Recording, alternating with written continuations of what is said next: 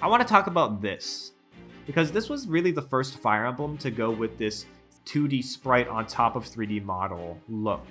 Before that, you had fully 3D on the GameCube.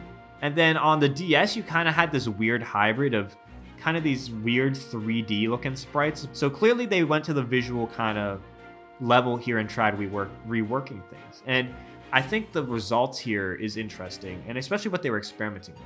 Well, this was our first time with a lot of things. And since we started development before the 3DS hardware was finalized, we only had a vague idea of what it would be capable of.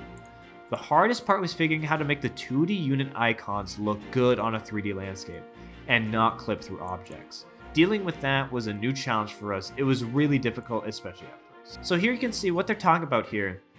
They're talking about the sprites in terms of the zoom level.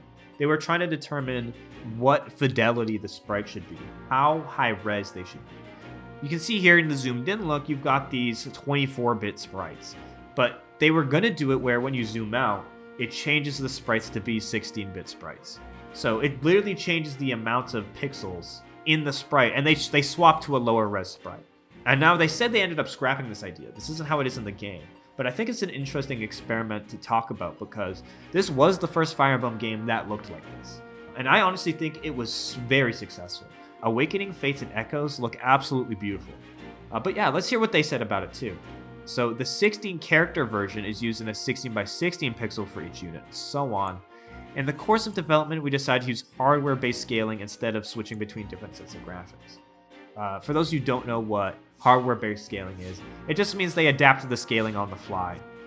We did that to help the game run faster. We always make an effort with Fire Emblem games to keep things running as quick and efficiently as possible.